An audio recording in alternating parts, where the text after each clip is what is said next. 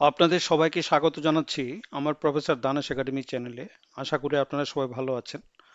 আজকে আমরা বোঝার চেষ্টা করব একটা শেপ ফাইলে যদি মাল্টিপল পলিগনস থাকে, সে মাল্টিপল পলিগনসকে কিভাবে ডিজলভ করে একটা পলিগনে নিয়ে আসা যায়, সে কাজটি কিভাবে করা হয় ArcGIS দিয়ে, সেটি আমরা বোঝার চেষ্টা করব। আচ্ছা, আমরা একটা মাল্টিপল পলিগনওয়ালা একটা শেপ ফাইল আমরা বের করার চেষ্টা করি।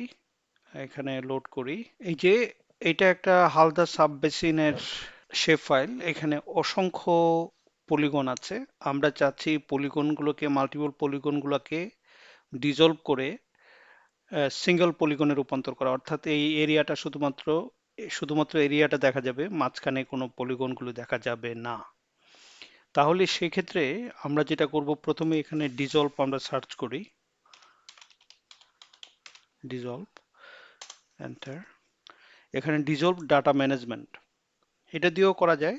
আবার এখানে জিও প্রসেসিং এ যে এখানে ডিজলভে ক্লিক করেও এটা আনা যায়। তাহলে আমরা দুইভাবে করতে পারি এটা। আমরা এখন ডিজলভ ডাটা ম্যানেজমেন্ট সার্চ করে যেটা পাইলাম সেটা দিয়ে কাজ করি। এখানে আমার ইনপুট ফিচারের মধ্যে হালদার সাবমেশিনটা আমি পুট করব, রাখবো। এখানে আর কিছুই করার দরকার নেই। আহ, এখানে আর কোনো কিছু প্রয়োজনে, যেহেতু আমরা একটা পলিগন চাচ্ছি। আহ, সেই ক্ষেত্রে আমরা এখানে এখন ওকে করব।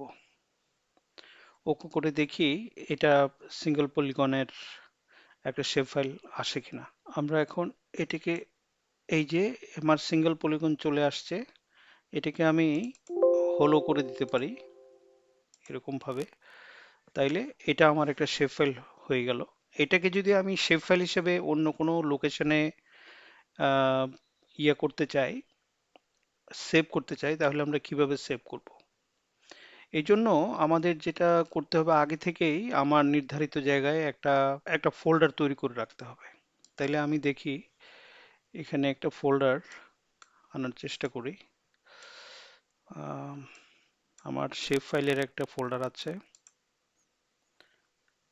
শেপ ফাইল, শেপ ফাইলের মধ্যে এখানে আমি একটা নিউ দিয়ে হালদা ওয়াটারশেড,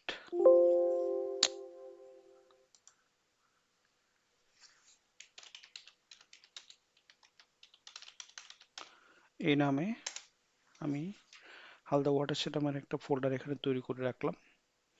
তাহলে এবার আমি এখানে রাইট ক্লিক করব, রাইট ক্লিক করে ডেটা, এক্সপোর্ট ডেটা করে এখান থেকে আমার ফোল্ডারটাকে আমি দেখিয়ে দিব। আমার ফোল্ডার হচ্ছে শেপ ফাইলের মধ্যে হালদা ওয়াটারশেড, এটার ভিতরে এটা যাবে। এটার নামটা চেঞ্জ করে দেই, Halda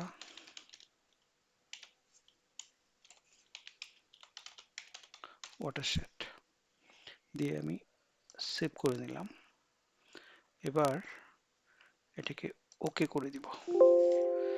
do you want to add the exported data to the map as a layer? আচ্ছা, আমি যদি এটা অ্যাড করি, তাহলে এই যে আমার এই শেপ ফাইলটা এখানে চলে আসছে। আচ্ছা, আমি যদি এবার দেখি আমি যেখানে সেভ করেছি সেখান থেকে এটা আনতে পারি কিনা। এখান থেকে আনতে চাইলে আমার যে শেপ ফাইল হালদা ওয়াটারশেড, এই যে এটা আমি ওখান থেকে নিয়ে আসতে পারলাম। এখন এটাকে হালদা ওয়াটারশেড শেপ ফাইল হিসাবে আমরা বিভিন্ন জায়গায় ব্যবহার করতে পারবো। তো আজকে এতটুকু পর্যন্তই। আমি আপনাদেরকে আসলে দেখাতে চেয়েছি কিভাবে মাল্টিপল পলিগনসকে একটা পলিগনে রূপান্তর করা যায়। আহ, এ কখনো কখনো আমাদের এগুলো প্রয়োজন পড়ে। এই জন্যই আমি আপনাদেরকে এটা দেখাতে চেয়েছি। আশা করি আপনারা সবাই ভালো থাকবেন। আপনাদের যদি ভিডিওটি পছন্দ হয়, যদি ভালো লেগে থাকে, তাহলে কাইন্ডলি আমার চ্যানেলটি সাবস্ক্রাইব করুন, লাইক করুন, শেয়ার করুন, এবং আপনাদের কোনো প্রশ্ন থাকলে আমাকে কমেন্টের মাধ্যমে প্রশ্ন করতে পারেন। এই বলে আমার ভিডিওটির এখানেই সমাপ্তি ঘোষণা করছি।